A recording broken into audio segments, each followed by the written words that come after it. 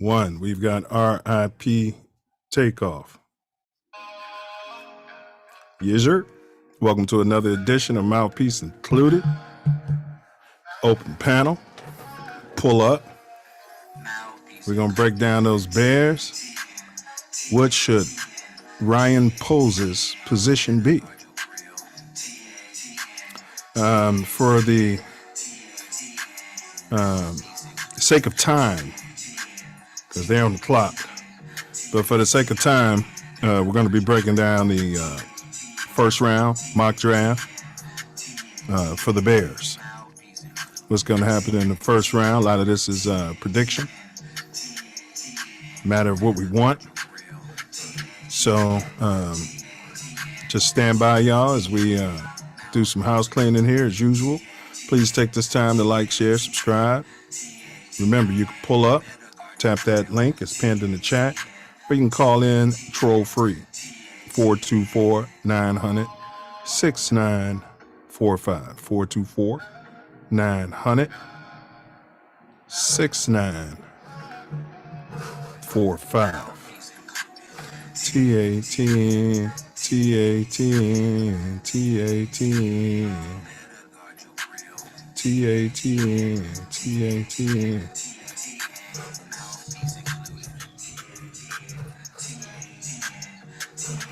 Copyright disclaimer under Section 107 of the Copyright Act 1976.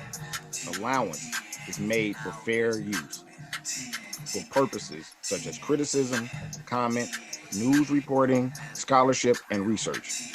Fair use is a use permitted by copyright statute that might otherwise be infringing. Nonprofit, educational, or personal use tips the balance in favor of fair use.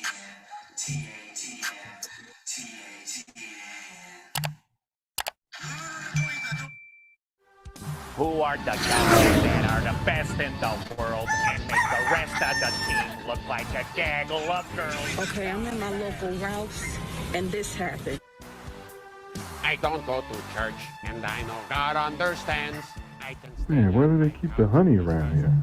Of the Bears. Excuse me, you know where the honey is? Who are the guys that are the best in the world and make the rest of the team look like Oh, a gaggle of jeez, girls? Al.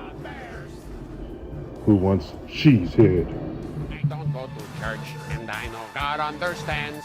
I can stay on my couch because God is a fan of the Bears. Who are the guys that are the best in the world and make the rest of the team look like a gaggle of girls? The Bears! I don't go to church, and I know God understands. I can stay on Please my like, share, couch subscribe. because God is a fan of the Bears.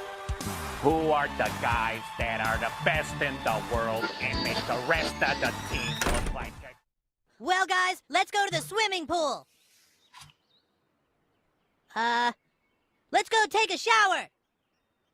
Let's Don't go forget your water skiing. mouthpiece. Don't forget to bring a towel. There he is. Be sure to bring a towel so you don't get Be sure to bring all your wet. mouthpiece so you don't get all wet.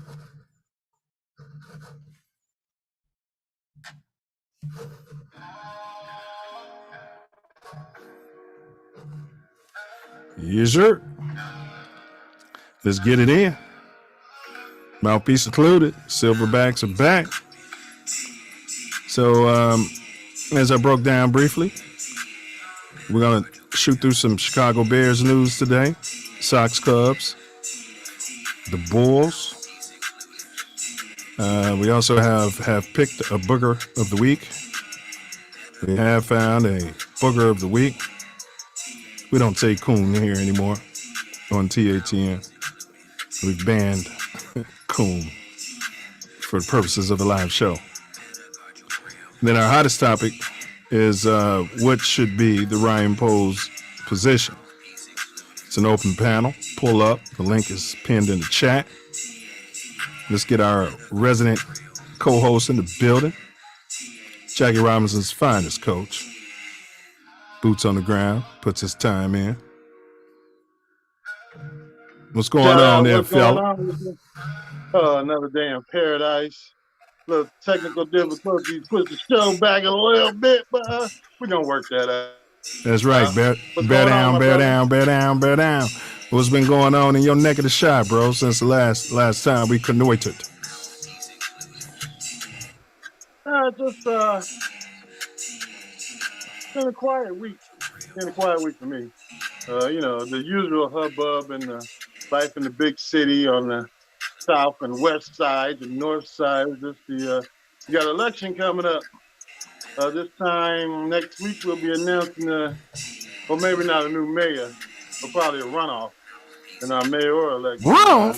You It kidding me might be right the now? end of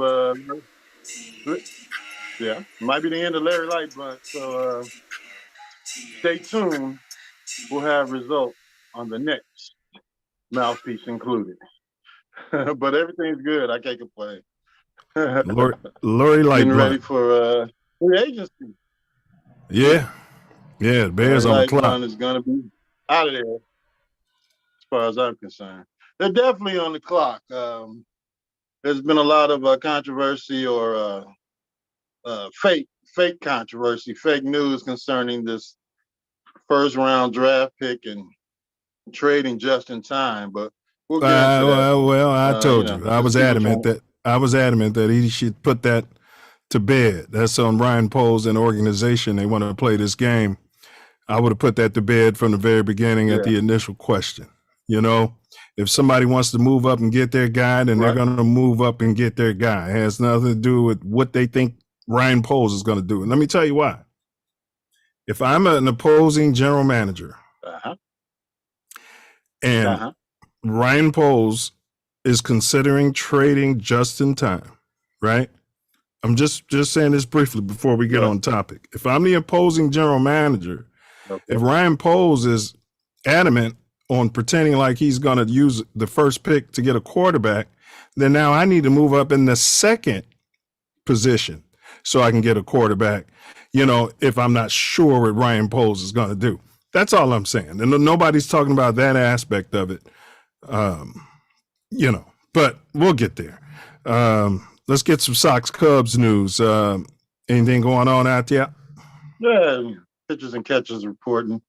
That's about it. They haven't made any big splashes. They did their photo ops, but nobody's talking about the quality of baseball that we had last season and how it's going to improve this year.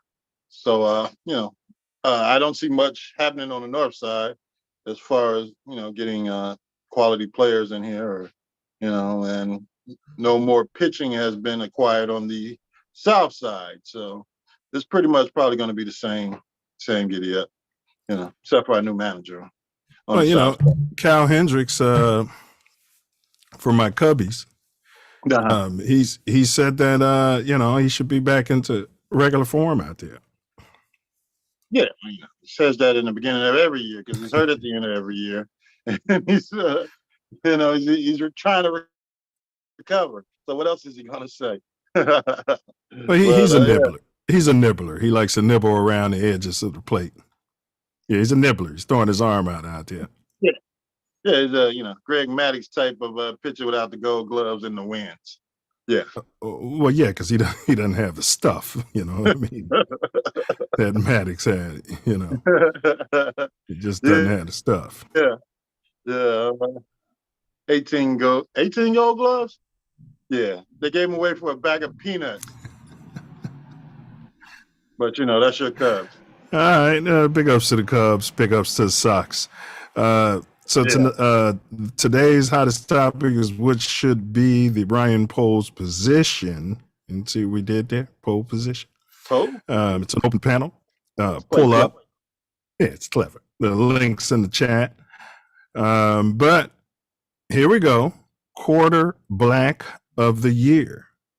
Who's your quarter black of the year? That's black quarterback for all those who don't. My quarter black of the year, I'm going with the loser this time. Well, not loser, but didn't win the big game. I'm going with Jalen Hurts. He's my quarter black of the year. I'm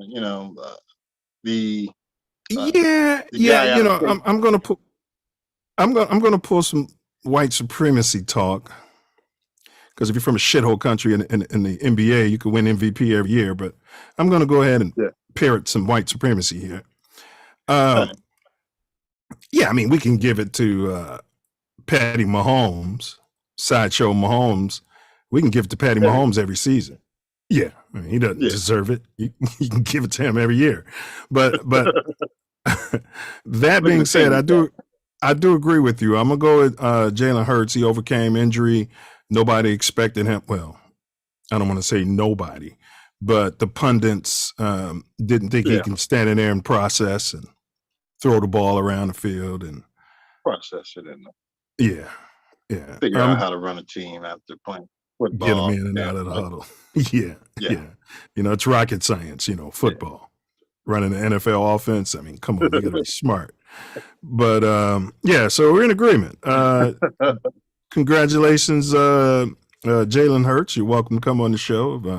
You know, if you want to talk about it, we'll send you a $50 gift coupon for Starbucks or Amazon, your choice. Come on the show. We'll get you on here. We'll pay for that. That's right. All right. Today's topic: what should be the Ryan Poles' position? Open panel. Pull up. Link is pinned in the chat. Bulls news. We signed a point guard out there, a little thug. He's from the Chicago area. Yeah, well, you know, Chicago likes thugs. Until you don't like them anymore, then you ship them right out of town and throw dirt on the whole family and the kids and the wife and the player, and then ship them right on out of town and cut them. I'm glad you mentioned that. So we're speaking Pat Beverly. The Bulls, you know, picked up Pat Beverly. I was thinking that too, man. Why didn't we just make a move for Derrick Rose? You know, to your point.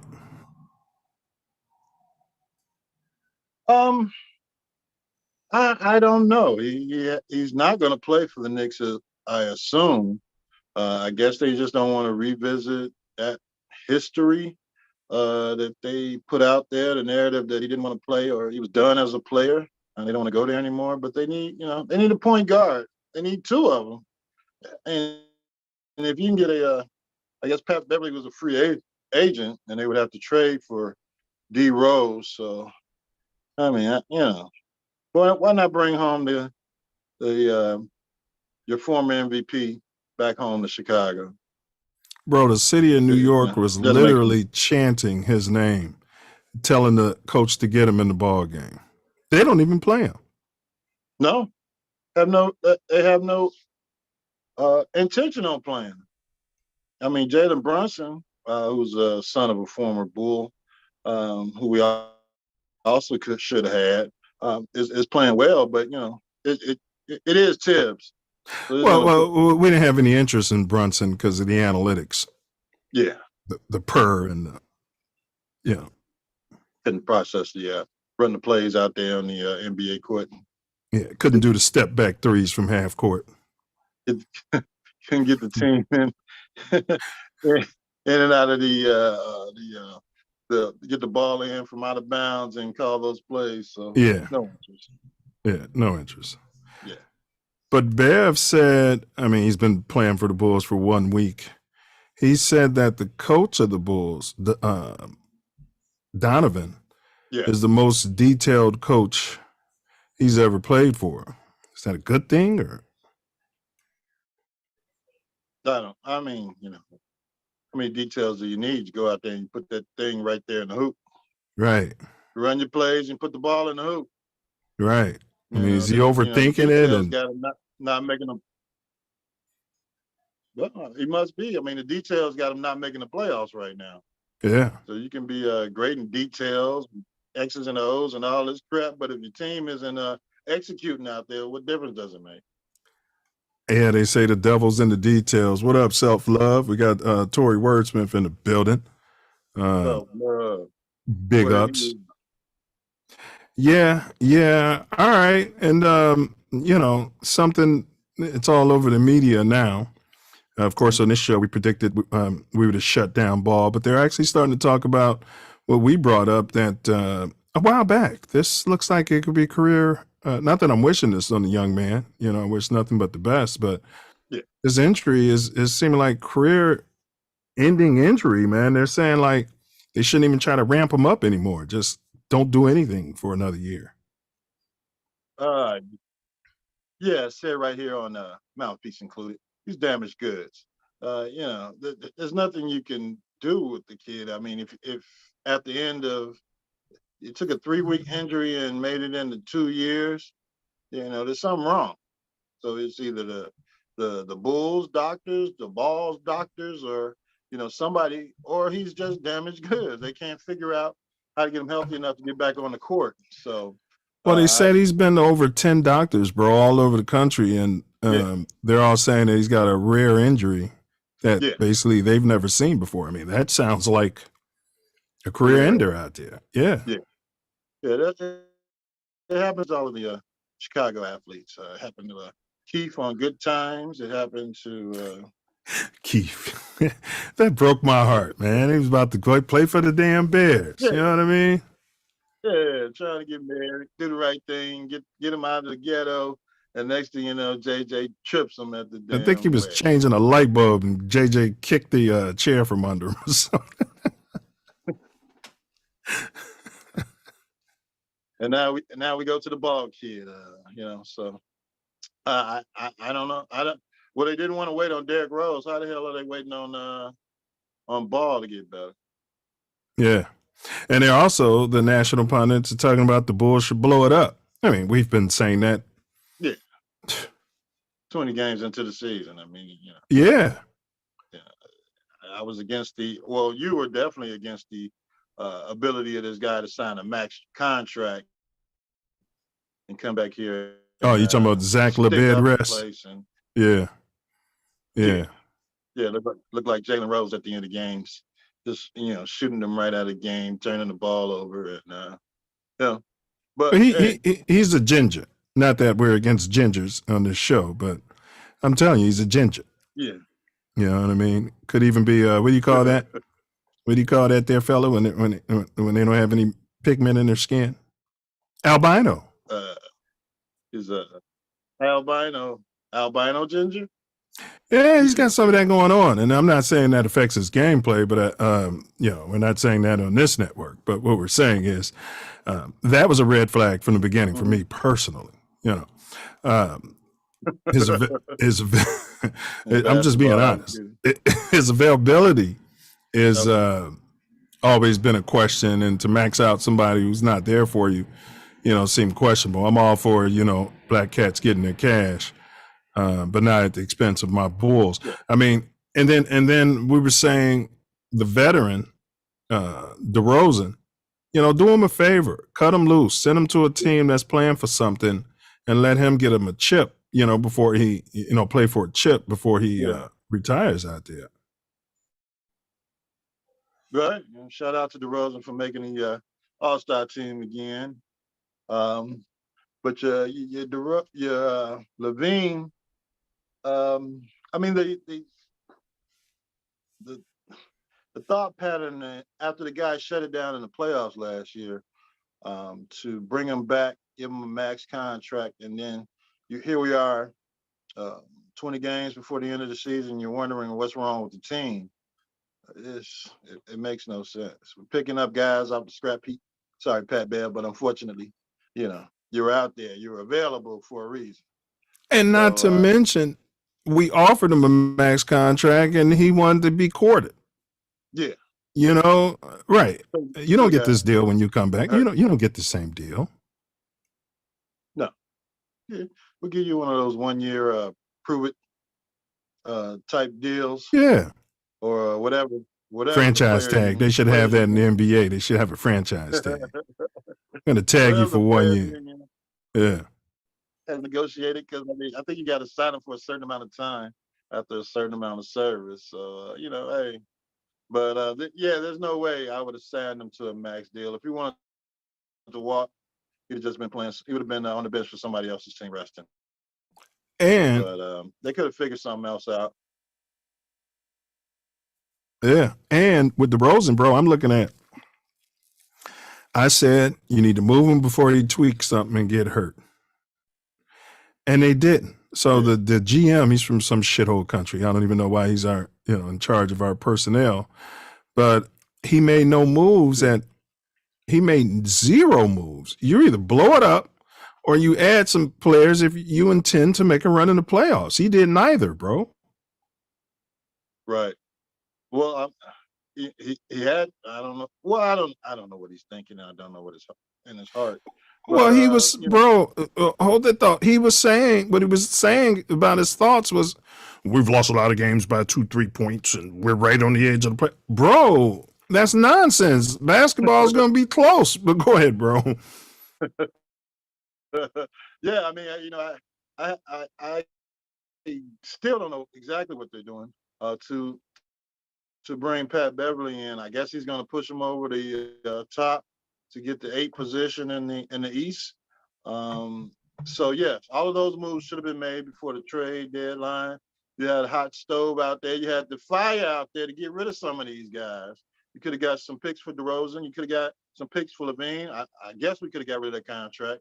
If there was any way they could have got rid of Levine's contract at the trade deadline, they should have done it. Whether it was draft picks or another player or expiring contract or Russell Westbrook or anybody. Right. Got to get. They could have moved. They could have moved shithole Vukovic. I'm sure a lot of playoff teams, upper tier playoff teams, would have loved to add that type of quality big to their situation. Shithole Vukovic. Right. Yeah. You know what I mean? You could have shipped him right out to the West Coast of one of the teams. Yeah.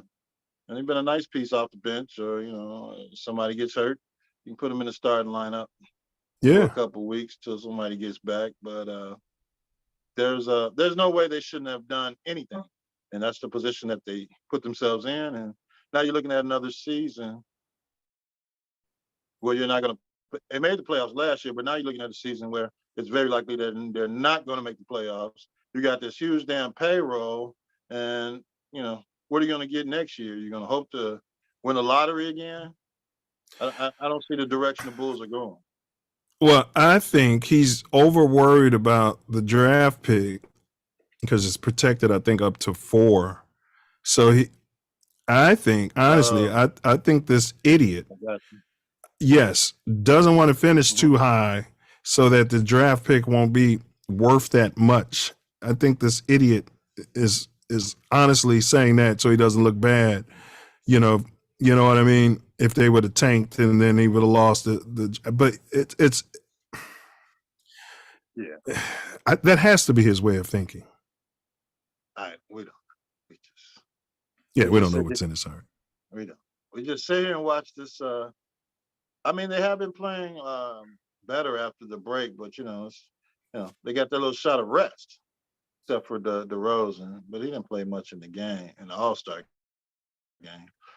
But if they make the playoffs, it's an 8 seed. So, I told you I've renamed the All-Star game to the nonsense game, bro. I told y'all when we ended the last show, it's nonsense. It's an overglorified layup line. It's a waste of time and energy. I mean, seriously, bro, they should play with tassels on and pink uniforms. Yeah, they were showing. I've been watching clips of the older games that, you had all of these NBA superstars, NBA Hall of Famers, top 75 players that were playing. They were playing for something, They was playing for pride.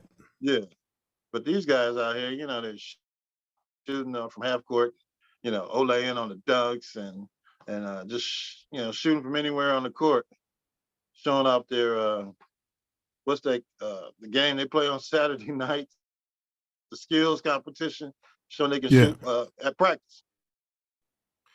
Yeah, if you don't have a practice, why don't you just kill the damn game? Yeah, and then the format, each picking your own team and all that crap. It's nonsense. The best players from the East should go up against the best players from the West. The fourth quarter, you should. You should play token defense all game. I'm not saying zero defense is which they did, but token defense all game so nobody gets hurt. And in the fourth quarter, you're locked down. That's always been the All-Star game. Yeah, that format is good. But they don't play any defense during the regular season games, so it makes sense that it gets worse in this All-Star game. Well, chicks dig the long ball. They like to see the ball going through the net. You know what I mean? So they don't care about defense, boxing out. You know, supposedly the NBA brand, the NBA fans don't appreciate, defensive ball. So, but you guys like, share, subscribe. Let's get them in the building. Like, share, subscribe. And today's hottest topic is, what should Ryan Poles' position be? We're going to do the first round today. So you guys, you can call in, you can text, you can chat. We got Fabian Chapman in the building. He said, nah, bro, Scalabrine, a ginger. He said Scalabrine, he's a ginger, and we rock with him.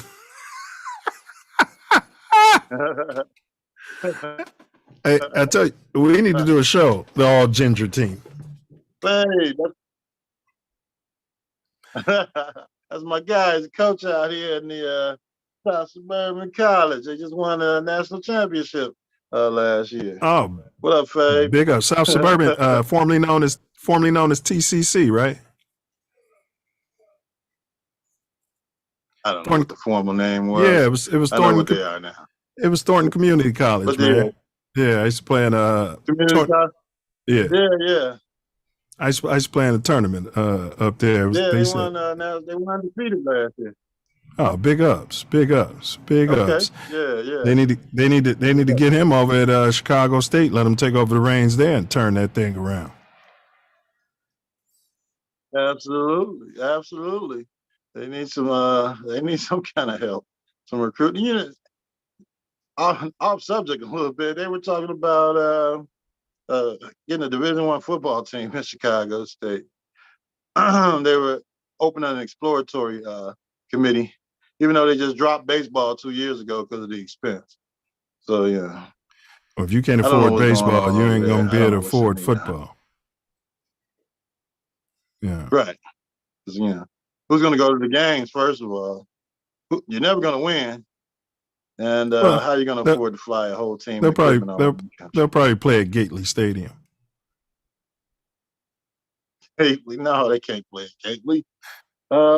Maybe when the Bears go to Arlington, they can take over. They can take over Soldier Field. It'll be the Chicago State's home field. All right. So next topic. I hadn't heard about this guy. There's a switch pitcher at Mississippi State. His name is Gerardo Sagenti. I don't know if I'm pronouncing that right. Close enough. This kid's throwing over like 93, 94 with both arms. Yeah. He looks like he's some sort of colored. Yeah.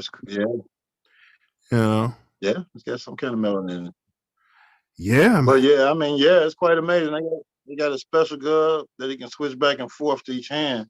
Where when they want to change arms from lefty to righty, depending on the batter, he just switches over to the other arm and pitches. He pitches quite well. But when the batter's a switch hitter, who declares first?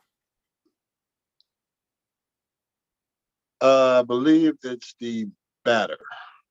And the batter cannot switch. Once they declare, they can't go in the middle of the at bat. They can't go from left to right in the middle of the at bat. Like once they declare, that's what they're batting that entire time, right? No, they can switch back to the other side. They just can't do it like in the middle of a pitch or do no flip flopping while the pitcher.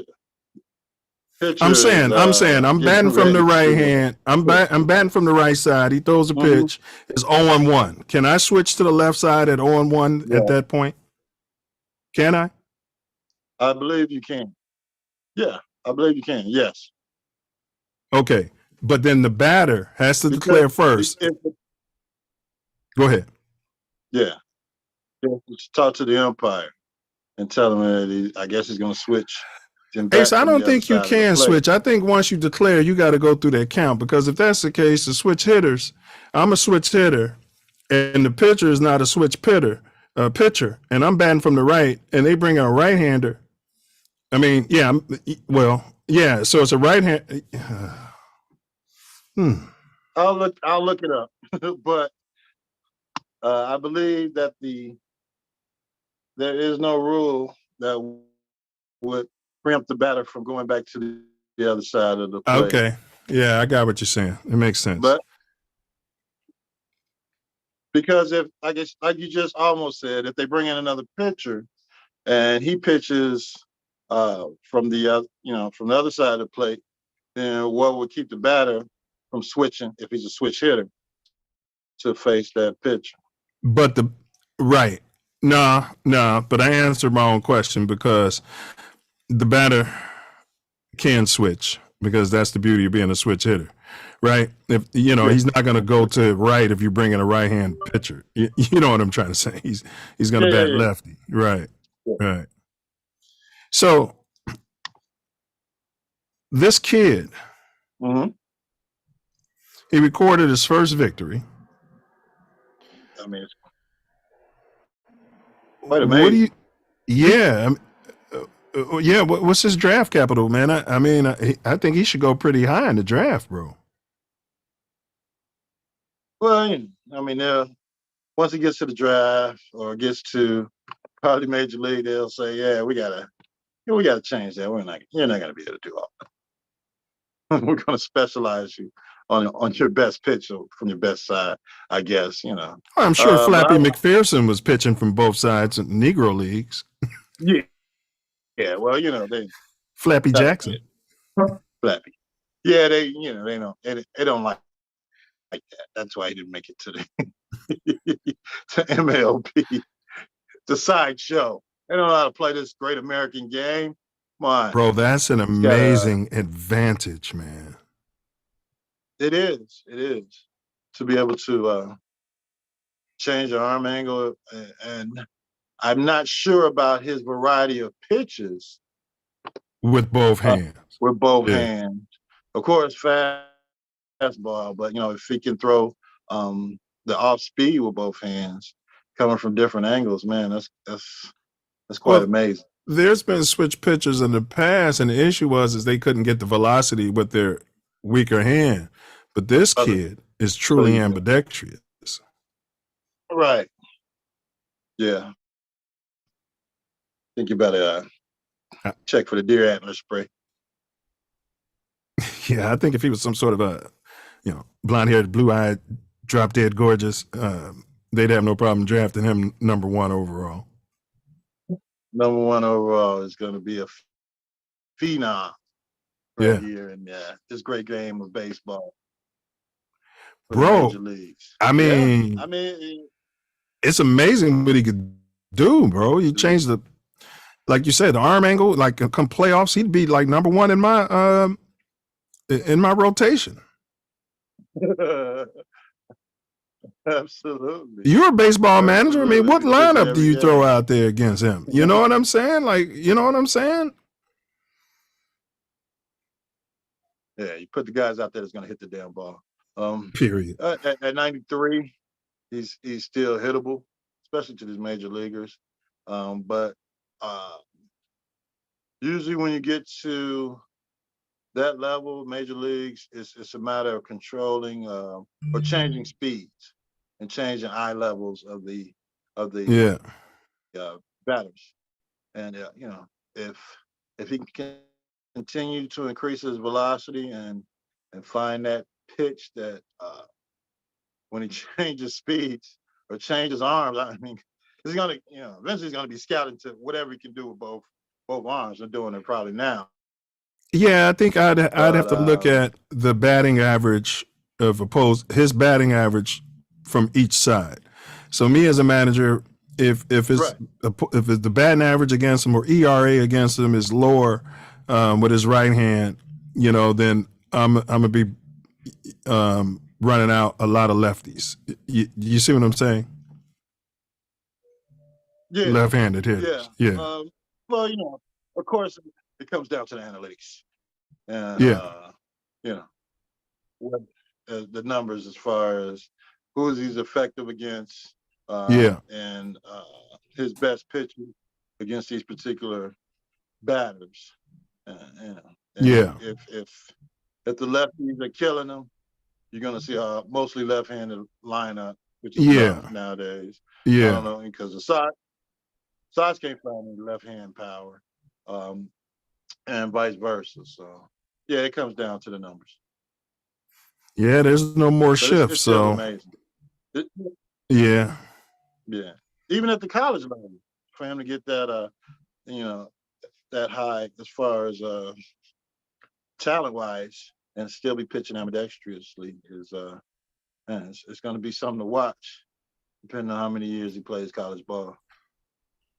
Man, yeah, big ups to him. Hopefully he can end up in my Cubs uniform. Today's topic is, the hottest topic is what should be the Ryan Poles' position. It's an open panel. Pull up. The link is pinned in the chat. If you do pull up, don't forget to bring your mouthpiece. So your boy, what's that? You got to answer to the question. The batter can switch until the pitcher comes to a set position to pitch, and the batter may change sides as many times as he chooses.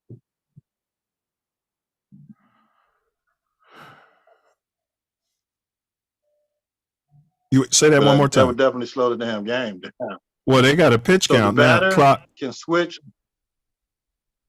Pitch clock, yeah. I saw that crap the other night. The batter can switch until the pitcher comes to a set position to pitch, and the batter may change sides as many times as he chooses. Got you. Okay. So the pitcher declares first, and then the batter can stand in Switch, there. man. Okay. Okay. Yeah, that makes sense. That does make sense. Okay. Appreciate that clarification. These are the things that the national pundits will be discussing down the road. We're always ahead of the game. But Alvin, TATN, yeah, we got fair use. We're gonna play some of this video here. Alvin Kamara is back in the news. This video got released in Vegas. Fair use, educational purpose. Breaking now from our 8 News Now investigators, for the first time, we're seeing video of that nightclub brawl involving 2 NFL players. Yeah, we do want to warn you, it is graphic. There's a lot more than 2 NFL players. Here now with a bunch all of the people. video that is all new at 6. David? Right, Denise, prosecutors showed this video to a grand jury, leading the panel to indict New Orleans Saints running back Alvin Kamara, Cincinnati Bengals cornerback Chris Lamons, and 2 other men for battery. Now, the surveillance is from cameras in a hallway outside of Dre's After Dark in the basement of the Cromwell. Of course, that's on the Strip. A witness describing what you just saw there as a rush of people, and then several men in that group stomping and hitting that victim. This entire incident lasting just about 15-20 seconds or so. You see more people pull that group away, and then they all leave in a limo. Now, in that limo, prosecutors say Kamara told the group, quote, "I connected with the expletive's jaw so hard." The victim suffering several injuries, including a broken eye socket. He also had shoulder surgery and is suing Kamara in civil court for $10 million. Now, the NFL did allow Kamara, that is, in Lamons, got those to play damn all dreads of last season, even as Metro Police arrested Kamara after he played in the Pro Bowl, of course, that was here in Las Vegas last year. Kamara, Lamons, and the 2 other men identified in court transcripts as Kamara's manager all face battery and conspiracy to commit battery charges. Kamara's attorneys saying in part their client intends to fight these allegations at trial. They say he was defending himself and others during that video you just saw. The News Now investigators also learning detectives worked to identify the men from a copy of Kamara's receipt at the club. All 4 men due in court next week. Denise? David, thanks for that. And you can watch the videos right now on 8 News. All right there, fella. So, all right. Well, it could. I do remember because we covered this. They said the guy was talking, the alleged victim was allegedly talking crazy on the elevator, like, made threatening comments, and I think actually even swung on him or something, Right. swung on one of them. Right. I mean, Okay.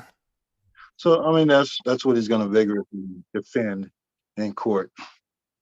I would assume then NFL has investigated the situation and know what the outcome is, or everything around it, to allow him to play the entire season last year without any incident. So yeah, you mean you're pretty he'll sure the have his day in NFL court. saw that video before last season? Yeah, or at some point during the season. There's no way they went a whole year and with this out there and not having seen the evidence or investigated. I know it wasn't a pink person that they got into it. So but anytime a player, especially a major player, a Pro Bowl player, it gets into an incident at one of their events, they're definitely going to investigate, figure out, find out what's going on before they can move on into the season. So this will probably just end up being a civil incident once they get into court, or the evidence comes out, and they'll go from there. But you always sue the richest person in the room. So that's what's happening in this case, I believe. Well, and so on the one hand, you'd have to think the alleged victim, they just stumped him out like that for absolutely no reason at all. And me as a juror, I know better than that. If I was, I mean, you're telling me that this guy put his whole NFL career on the line just to stump you out for no reason? There had to be something. We'll hear the backstory when I get to court about what's going on. Yeah, and who's over serving these guys? You know what I'm talking about. You're out on vacation and some belligerent drunk. I'm not saying that's what this victim did. They're talking shit. You know what I'm saying? Right. Well, they are at a casino, I believe, in Las Vegas. So yeah. Vegas, you can drink it and smoke it and do whatever you want to do all up and down the strip. And there's nobody who's going to stop you until you have a car accident, or you run into an elevator with a bunch of guys, and you think you're tough, and like, oh, wait a minute, these guys are together. Next thing you know, you're on video getting stumped out right there for the world to see. So I don't know what the result is going to be. They'll probably just settle, and the charges will probably be dropped once they really get into what the incident and what really happened. So we'll see. Yeah, but, my original, just another just a black eye. Well, my original take on this is Alvin Kamara. He's got to process better. He's got to be smarter than that. In other words, you got your goons with you and all your guys. There's no reason, that you should have had to even put a hand on this guy. Right. Unless he was talking to him directly, I don't know. But still, you gotta set up your situation better, especially going out. And you're gonna be drinking and partying or whatever. Yes. You gotta have somebody. You got to have your guy with you who's going to knock people out. Of, knocking people out on your behalf. Right. Yeah. Yeah. But he's a football player, so he thinks he can knock people out. Yeah. Apparently he can. Bad thing is you're going to get sued. Yep. And even if you win the civil case and the criminal case, you're going to be the one paying for all the highfalutin attorneys. So either way, you're out of money. Yeah. So it's either you got to process better, you got to set up your nights better, or set up your your situations a little better when you're out. Well, he's out there. He's got those dreads, and the league's got to look at that. You know what I mean? He's running around looking like a thug, like a drill rapper. You know what I mean? Those dirty dreadlocks. Yeah. You're gonna have to cut your hair. All I right. mean, we're not saying we want you to cut your hair, but you're gonna have to. You have to cut your hair if you want to play. I think Michael Vick had to cut his hair. Remember when he came back out of prison? Yeah, he cut his hair. So you can get that. Yeah. You want to get on television? Yeah. Want another check ever again? Yeah. You're gonna have to cut Yeah, your hair. cut your hair. All right. Well, the hottest topic, what should be the Ryan Poe's position? Opal panel. Pull up. The link's pinned in the chat. All right. We've found our booger. We've made it to booger of the week. I want to go ahead and read this quote by Booger McCoy. Okay, that's Shady McCoy. Yeah. And he's commenting on the coach Eric B. the enemy not getting a job as a head coach after being offensive coordinator forever. He says, "I wish him well," referring to the enemy, "but Washington, don't let the Chiefs' success, that's in caps, or coaching titles fool y'all. The traits or skills you need to be a good coordinator, I haven't seen or witnessed it." Shady McCoy. Shady. Now, first of all, it's just like having a moniker like Booger. You're walking around, let people call you Shady. And that's and you sound like a cornball. Television name. Go ahead. Yeah. And and then you held out on your team, and it never amounted to anything, and it amounted really to the end of your career. But to disparage this guy's ability to coordinate on a team that has won 2 Super Bowls, and you've won how many? Yeah. It speaks to the source of this particular comment. Shady Booger McCoy. So I would take anything he says with a grain of salt. You're talking about a coordinator. They made Nagy a damn coach, and now he's the coordinator again in KC. Got upgraded this week. Yeah, they made 2 of the previous coordinators head coaches. They happen to be non-melanated. Well, the national pundits, one of them was saying that, okay, you remember how Shady used to run around with the ball all out and not protecting the ball, and he'd fumble sometimes too. Bieniemy wasn't about that. Bieniemy is about accountability. He talks about himself in the third person. Eric Bieniemy does. Big ups.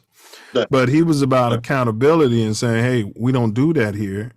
So there were some things about his coaching style that didn't fit Booger McCoy. Yeah, holding him accountable and make him work hard, and you're not a prima donna. It was that type of situation. And I think Booger McCoy's never gotten over that. Yeah, still butthurt.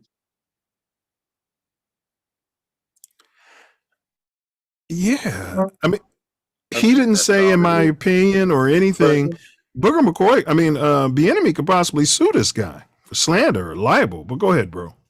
Yeah.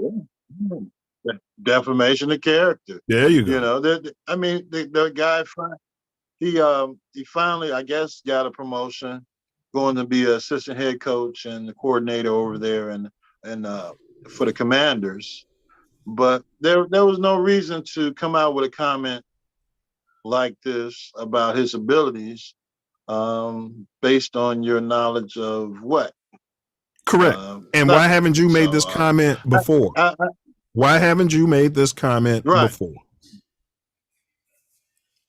Right. So it's either hating or it's the Willie Lynch letter. Which one is it, Booger McCoy? So I don't understand it. Yeah, and to your point about Bieniemy, yes, which is apparently the Chiefs told him they had no interest in having him be the successor to Andy Reid.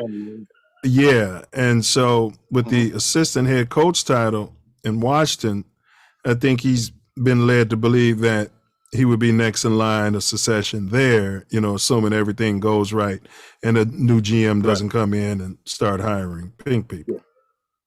Yes, it's just the NFL is not for long. All of those ideas and all that good stuff can be squashed in a matter of a hire.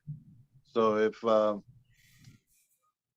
Rivera steps down over there in DC after dealing with his bout with cancer, and they hire another GM to come in and change the whole team around, and the coaching staff, the assistant head coach title means nothing. Everything stays status quo, and it happened. He might get his chance to be a head coach.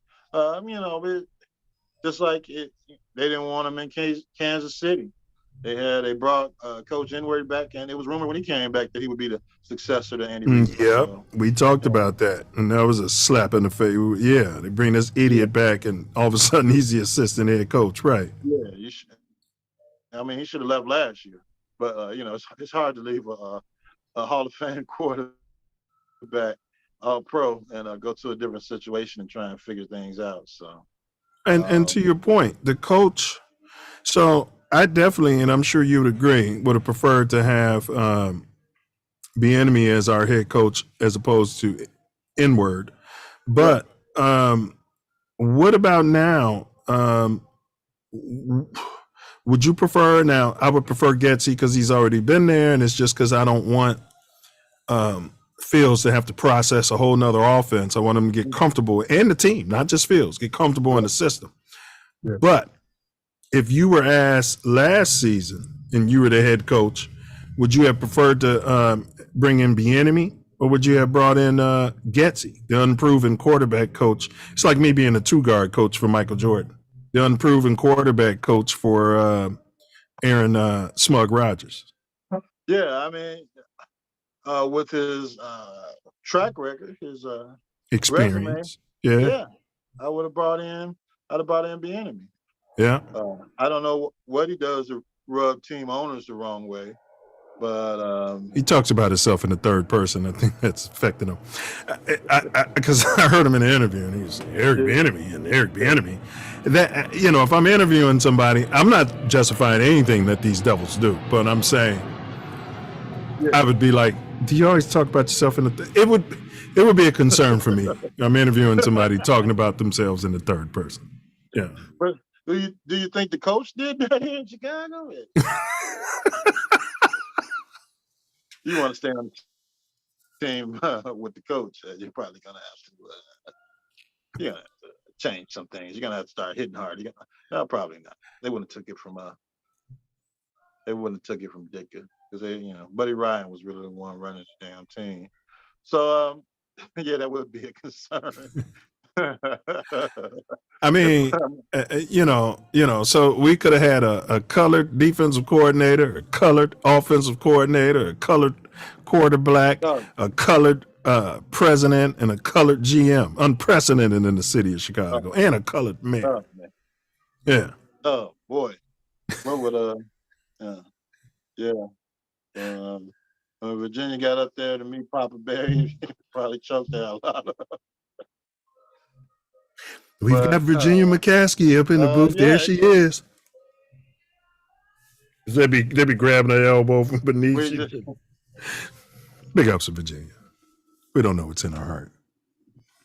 Hey, we know what's in her. She's taking the Bears into a new era as far as the NFL is concerned. I think it's just the kids. They were like, man, we don't know what we're doing. If we can get some guys in here that know what they're doing, and we can make more money, everybody's happy. So they finally went and got a president that knows what he's doing. President knows what he's doing. It was a rough season last year, but the moves that the Bears made as far as getting rid of a lot of those players I believe it's gonna help them definitely in the long run, definitely this upcoming season. And we'll see. The jury's out on the coaching staff, but with the hits principle, but hopefully that'll come into fruition when we get some more talent this year in Chicago. Yeah, we We'll got a see. first-time head coach, we got a first-time offensive coordinator, and a first-time defensive coordinator. It's interesting that they did that. You know, if I'm gonna have a first-time head coach, I need an experienced D coordinator and an experienced O coordinator at minimum. Yeah, especially when Fangio was available. I don't know what he did on his way out of the door, but I would have been interested in maybe bringing him back as far as defensive coordinator to help the team. But because the defense in Denver kept them close in every game. But they had a whole lot more talent on that side of the field too. Yeah, absolutely. But speaking of the Bears, we're going to jump to the hottest topic, which should be the Ryan Poles position. It's open panel. We're about to start out with our mock draft. And so one thing we're going to do is we're going to draft all the way up to where the Bears pick. All right. Now, of course, everybody's going to say, well, they're on the clock. They pick number 1. But Ace, you're the GM and I'm the GM. You know, we each can make our own decisions about what's going to happen. So now we're just doing the first round. So Ace, you're on the clock. The Chicago Bears are on the clock with their first pick. What's going to happen in your scenario? Just for the first pick. Doom, doom, doom, doom. Dun, dun, dun. The Bears have traded their first round, number 1 overall pick to Indianapolis Colts. Hold it. The Colts are picking what, 4th? Picking 4th. So you traded your 1 for the 4, and what are the Bears getting? What are you getting in return for it, GM? You on the clock too, because you black. I'm getting their 1, and I'm getting their second round pick this year. I need to get a 1 and a 3 next year, and then I'll take a 3 years from now. Wait a minute. So they're going to move up 3 slots. And they're going to give you their 1 this year. You're swapping that. Yeah. Also, their 2 this year, which is a high 2. And their 1 next year, and their 3 next year, and their 1's going to be high next year. The 3's going to be high next year. And then you're saying a 3 the following year. Yeah. Okay. And I'm assuming there was some sort of bidding war between them and Houston, and that was what you were able to hustle up. Yeah. Okay. Got you. Okay. So you haven't, all right. So the Bears haven't picked their first round player yet in your scenario. All right. So now I'm on the clock. No. Ding, ding, ding. Okay. Ding, ding, ding. All those athletes, we had them there treating them like slaves. That's how they be talking at the combines. And this guy and his measurables, he's athletic.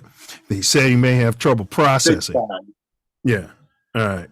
But the Chicago Bears have traded their first round pick with the Indianapolis Colts for swap this year's pick, a 3 in this year, and a 2 this year. So that's what we're trading for. We want to gut them this draft. We want their 1, their 2, and their 3 this season. And I'll be okay with that move. Wow. Yeah. Wow. Okay. Yeah, I want it all this year. All right. So in this scenario, then the Colts, who are they taking off the board?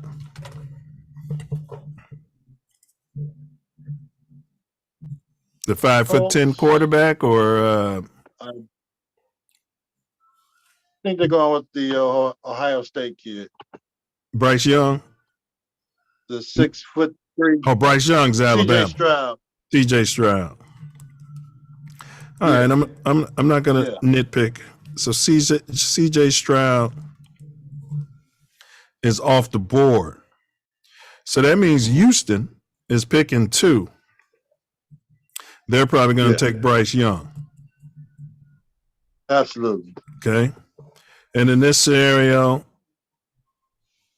the Arizona Cardinals, who have a quarterback, are probably going to take Jalen Carter. That remains to be seen. I think they'll take the edge rusher. The edge, Will Anderson Jr. out of Alabama. Yeah. All right, we can go with either one. Will Anderson. Yeah. Doom, doom, doom. Because I think. Go ahead. No, you was about to say what? Go ahead. Doom, doom. Because either way, both of them are going to be gone after the 4th pick. All right, and doom, doom, doom. The pick the Bears ever going to make. Doom, doom, doom. Just then, we got Chicago Bears back on the clock. They're drafted in the 4th position.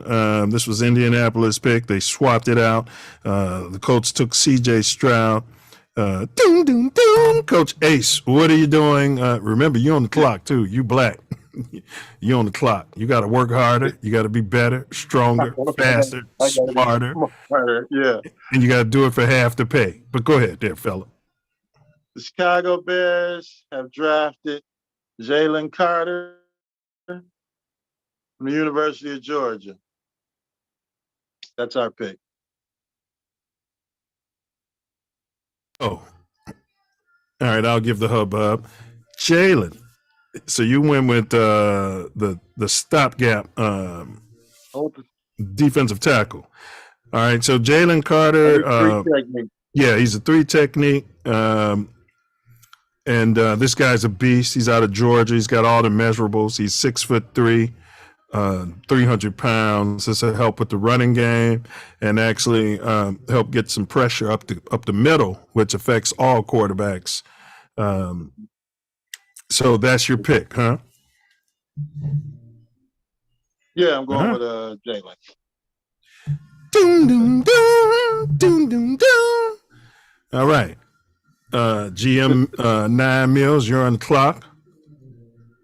Oh, wow. This just in. The Bears have traded their 4th overall pick with the Atlanta Falcons. Doom, doom, doom. Oh. Now, the Bears will receive ATL's 1st round pick this year, ATL's 2nd round pick in 2023. That's this year. They're also going to receive a 2nd and a 3rd pick in 2024 and a 2nd round pick in 2025. So in my scenario, Atlanta's moved up because we all know they need a quarterback. All right.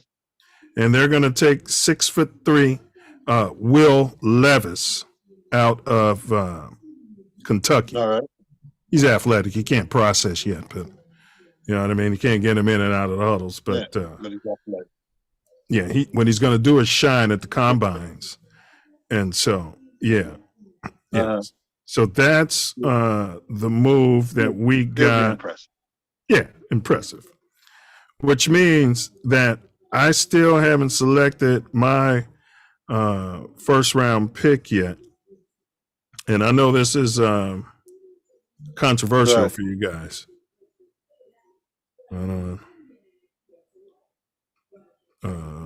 Draft. Well, if you can pick up that kind of draft capital. Bro, in my scenario, we've picked up. You did. We've picked up 2 2s for this year. We've picked up 2 2s for this year. Mm-hmm. We've picked up 2 3s for this year. You know, a lot of draft capital. And I like Ryan Poles. Has a lot of holes. Yes, and yes, and Ute. You know, yeah. Yeah. Now I'll tell you who we're going to draft. All right. In a minute. Going We're down gonna to keep 8. going. Correct. Keep going. But Okay. we gotta get on the clock for Denver. Denver's on the clock. You gotta see who they'd be taking off the draft board. Yeah. Remember, they got a new coach. Right. Let's see who we got. Bears. Bears move to 4. 5 is Seattle. 5 is Seattle? Oh, they got it Yeah. from Denver. Yeah, they got it from Denver. You're right. Seattle. They'll probably go after a quarterback too, because nobody believes in they don't. Come on. He's comeback player of the year. Yeah, well, you know what I'm saying. I probably should eat crow for him because I made a statement before the season, and but that's a whole nother show. And he'll probably make me eat crow again. But yeah, I don't trust him. So you don't trust. Yeah, I don't believe that. Okay. You don't believe in the kid, huh? Yeah, I mean the kid. So in our Listen, scenario, the kid had one good season. You know what I mean? But I'm looking at the full body of work. Yeah, I don't trust him. All right, yeah, okay. but You don't trust. we got Seattle picking. So players still available that was pretty high. Jalen Carter's off the board. CJ Stroud is still on the board in my scenario. Bryce Young is off the board. Will Anderson's off the board. So yeah, in my scenario, they're going to go after CJ Stroud and bring him in there and let him sit there and hold the clipboard for 1 year. The tutelage. Yeah, under the tutelage Well, of the if CJ Stroud, Go ahead. if CJ Stroud is still available, there's no way they can pass on. Okay. In your scenario. Okay. There's no way they can pass. There's no way. They got that new smart general manager, head coach, from New Orleans. All right. No, that's in Denver. We're talking about Seattle. Oh, damn. Yeah, we are talking about Seattle. Oh, they got the coach that cheated at USC. Yeah. And they blame the players. He knows how to get the players paid. Yeah, and they blame the players and the media. All right. Yeah. So we got the Raiders on the clock now.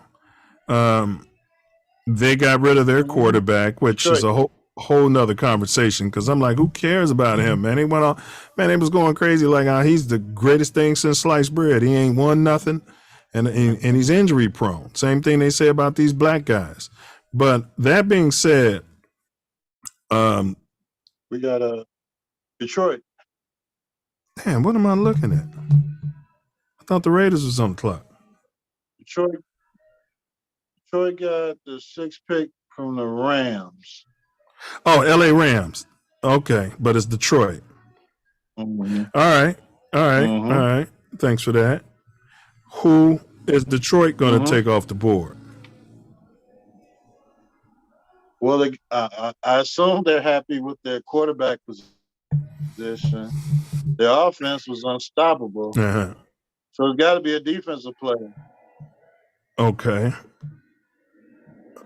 I can agree with that. They had one of the worst defenses in the NFL. Miles Murphy is still available out of Cleveland, defensive lineman. Tyree Wilson out of Texas Tech, he's edge. Christian Gonzalez, he's a sophomore out of Oregon, is available too. Well, they got Hutchinson out of the draft last year. They got the guy from Jackson State out of the draft who was running the league rough shot, getting sacked. So they got to stop up the middle. So they're probably going to go with the Miles Murphy pick. That's what I'm thinking too. So the Rams are taking Miles Murphy off the board. See, you already drafted in the first round, so we're getting up to my draft. So who's next? Vegas, right? You got that was the Lions, and now you got Vegas. Now, this is contingent on, are they going to pick up a free agent? You know, Smug Rogers, he's going to cut and run because he doesn't want the Bears to start spanking him. Maybe he won't. Yeah. But, you know, there's other free agents out there. But go ahead, bro. They need a quarterback. Well, they got to make a trade or they got to cut him. So it's up to the Packers. I don't know what the Raiders have that they can give the Packers to trade. So more than likely, in this scenario, I think the Packers would have to cut him, and then he'd go over to the Raiders.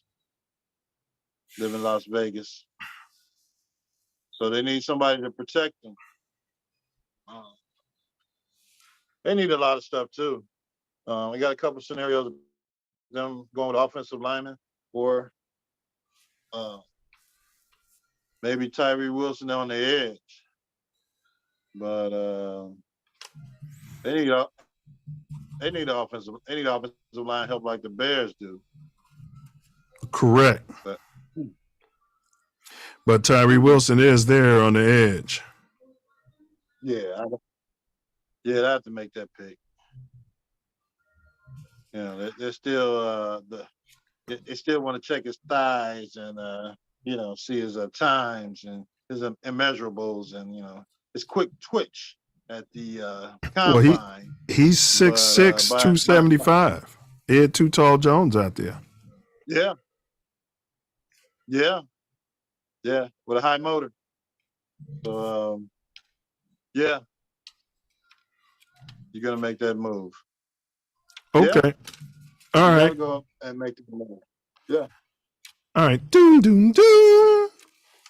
And the Chicago Bears are back on the clock. You know, I would trade down again, but I'm not going to do it. Just piss the fans off. But I'm going with Paris Johnson Jr., offensive tackle, and he's out of Ohio State. He played with Just Incredible. He's 6'6", 310 pounds. I'm going with Paris Johnson Jr. And I believe Ryan Poles would make such a move because he's offensive line happy. Right. Okay. Now, I know what I'm doing isn't sexy. Yeah, I know what I'm doing isn't sexy. It's not, might not be what the city is looking forward to, but understand something. We now have 3 picks in the second round and 3 picks in the third round this season and some more draft capital for next year. Wow. And so now, you know, you don't have to just draft all that Ute, but you can be like San Fran now and package some of that draft capital to make some trades out there and get you some quality players out there. Yeah. Yes, sir. Absolutely. Yeah. Wow. Yeah. We need too much, in my opinion, Ace, to put it all on one player. But go ahead, bro. Oh yeah, absolutely. Both scenarios, if they work out, would be fine. If you can get those draft picks and even trading back twice, which would definitely could possibly happen in this upcoming draft. Yeah, because you got too many holes and you got to build a team. And based on what you did with the club last year, releasing all those players, signing all those players on 1-year contracts. And the previous GM giving up all that draft capital for bums. Yeah. Go ahead. Yeah, you're trying to get it back. And if you can get it back in 1 and 2 drafts, and also have your future Hall of Fame quarterback, man, you're looking pretty in the upcoming years. So it's a sound plan on rebuilding the Chicago Bears. And going into your new stadium, you'll be primed and pumped to win the Super Bowl. Exactly. If you don't get it before you get there. Glad you brought that up, and that was my thinking too. You you know, I live in Inglewood, so I know how long it takes to build a stadium. It won't take that long because they're not building, you know, the exact same type of stadium. But it's at least 3 years from the time they break the ground. Regardless of what they tell you, Ace, they're going to tell you a bunch of BS, but the Teamsters are going to get involved, you know, and they need overtime. And we don't have the weather you have out there. Correct. So, yes, that way now the youth, all of them will be groomed, coached. You got this coaching staff that predicates themselves on the Hitch principle and coaching players up. Now you spend this time while the stadium's being built, you know, flirting with the playoffs, you know, and you still got all this draft capital. I mean, you still got all this money under the salary cap that we're going to discuss next week. You know, so what we're going to do is go through our second round draft scenarios next week, Ace, and then see what kind of we're going to talk free agencies, and then the week after we'll talk potential trades. All right. Sounds good. Sounds great. I'm excited. Let's get to the draft. And you know, Poles, he values flexibility, you know, and this is what I'm doing, and because he's proven himself to be able to find good players, you know, and this is kind of the way the Patriots built. They weren't built on all these highfalutin number one picks. You know, it's the next man up, next man up, next man up, and you got to have talent in there. Yeah, you got to have that guy pushing that guy for the starting position, whether it's through injury or, you know, competition and, you know, in your camps. That next man up, you know, once he gets to the bright lights, he might be better in the bright lights than that other guy that's playing in front of him. So, you know, you never know for those guys. Get out there and then start playing on the field. And if you got talent everywhere, it's definitely going to help shore up those holes and build your team a lot faster. Agreed. And if you're building a culture, you know, I just remember what the Cowboys did with that trade they got. They brought in all that young talent, coached those boys up. You know what I mean? And, you know, I don't know if they was giving them booger sugar or you know, the deer antler spray, but they were running around. I was like, who are these guys? They were making plays, bro. Guys were football players. And if they weren't playing football, Jimmy Johnson cut them. Oh, yeah, he cut them. Yeah. Jimmy Johnson right on the flight there, Oh, yeah. That was a rough game you had, son. Thanks for your service. Yeah, he cut you if you was losing the football. My boy, what's his name? That you don't like? You're going to eat crow, though. Our third rounder last year likes to fumble. Valus would have been cut by Jimmy Johnson. Jones. Yeah, he's funny. Jimmy Johnson would have cut him. He definitely would have been sat down for the season. Like, listen here, young man. This is the National Football League. And, I don't know what's going on in your head, but we don't drop the football continuously game after game. It's been nice knowing you. But somebody would pick him up. I mean, he's a talent. He's got speed. We'll see what happens next season. Yeah, Ace, and you know, as far as free agency, which we'll discuss next week, you know, it's been proven that, you know, the NFL is not the NBA.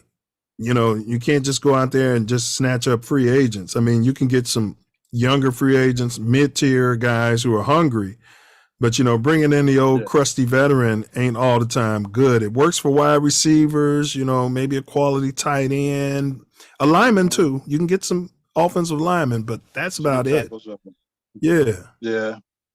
Those skill position players, they're hard to pick up. You want to get players to develop in your system. And hopefully you got a system in place that's going to be around for a while, as opposed to these 1 and 2 year and the coaches going system. So we'll see. Correct. All right. So go ahead and you know, if you got any final thoughts on this, and then give me your final words there, Phil. Well, I mean, the both scenarios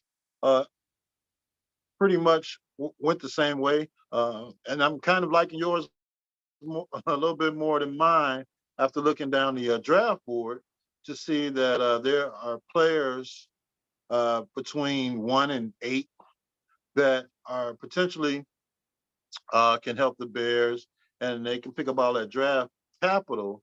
That number one pick is looking like more like the what was that, the Herschel Walker trade, where the Cowboys got 5 or 6 draft picks just by trading Herschel Walker to the Minnesota Vikings. So if you can use the number one pick in that scenario, That's Senator Walker. I play football, baby. If you can use that pick to get that number of high draft picks, and you got a new regime, you got a new culture here in Chicago. You're getting rid of the bums, the guys that like to run out of bounds before they get that extra yard, trying to get a damn first down. I mean, that's what you want to develop. So I believe that trading down definitely at least once, but if you can get it done twice, you can. It will help the Chicago Bears organization than anything else they would do with that damn draft pick. Picking, like you said, picking one player to fix everything through the draft would be a huge mistake.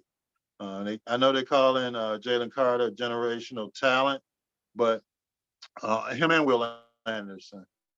But if you have a scenario where you can pick, move back in the draft, still pick them, or move back in the draft twice and pick up more draft picks and build up that squad that's been so depleted of talent because of the previous regime of Ryan Pace and giving away picks and possibility of picking up good players.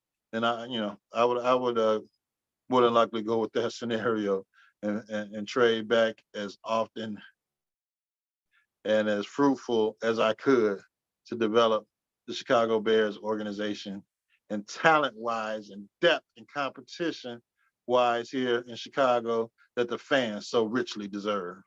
So, that's how I feel. I think that's my final take on it.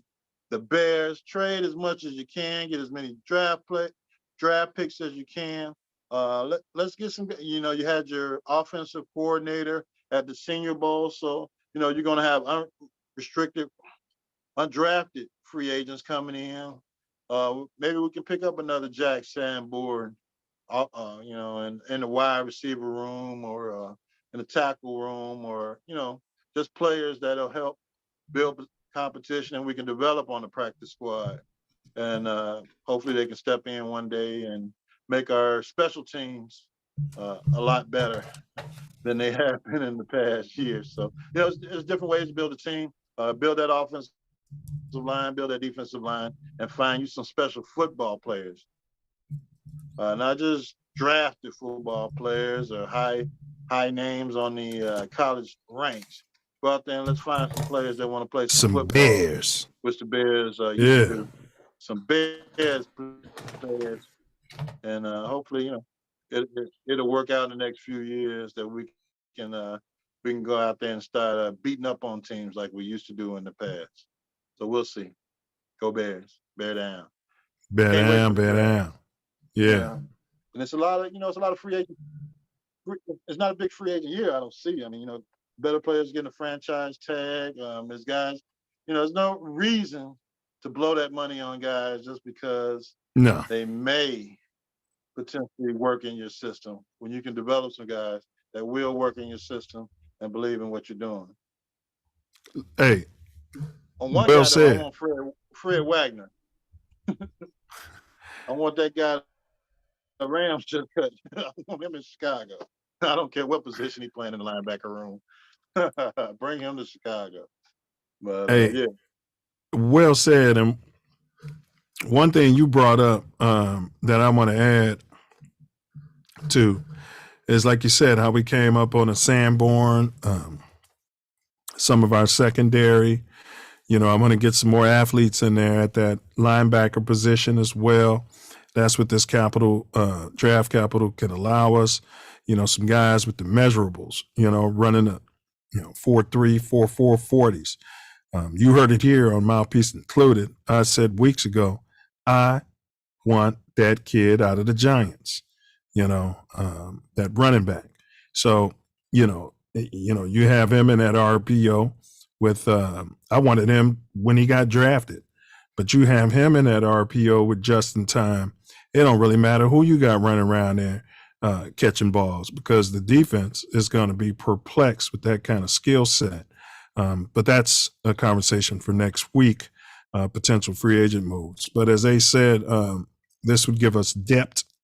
It'll create competition in the practice rooms. These guys will be growing together, and polls has shown the ability to take players and people are like, why did he draft him? And they turn out to be damn good players as rookies. We need to shore up that offensive line. We got a lot of work to do. Got to shore up that defensive line. And again, Bear football, I want some hard-hitting athletes, to go along with Sanborn that's running around there with reckless abandon, knocking people out. Not knocking them out. The league doesn't like that, but hitting them in the mouth. It's a black and blue division. So I do want to say this. Ryan Poles and the Bears organization trading Justin Fields would be like trading Gale Sayers or Walter Payton. Okay. If you move Justin Fields, I will not watch a Bears game for a minimum of 7 years. Okay. So that's all I got for my final words.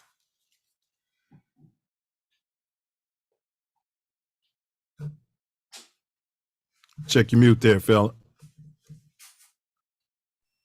It would kill me, but I think I'd have to concur if they would pull off a move like that and trade just in time. Seriously, because whatever quarterback you got, he better be a Hall. First of all, and you better trade Fields to the AFC. Do not trade him to it. NFC. Yeah. Yeah. Yeah. He'd come back here and give us the bids. And I would be rooting for him. Absolutely. It'd be like the Bulls trading Michael Jordan so they can get this player and that player because he might be able to. You know what I mean? Don't nobody want to hear that. And get rid of this stud for a 5'9", 5'10" quarterback, scat quarterback to run around there. I'd convert Bryce Young to a scat back. You know what I mean? I'm just tripping, y'all. Oh, imagine the plays they can run with Justin Fields and Bryce Young out there at the same time. Yeah, if you want to tease the league, that's what you tease them with. Exactly. But I appreciate y'all support. If you ever dipping through the great city of Chi or Inglewood, Cali, check your blind spot. Better be watching your 6. Better watch your back. Keep your head on a swivel.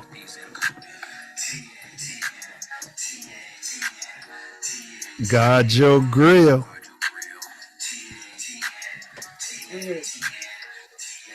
Knuckle up.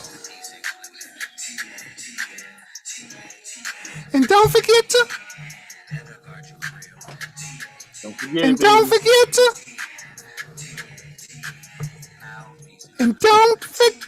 to bring your mouthpiece. Huh?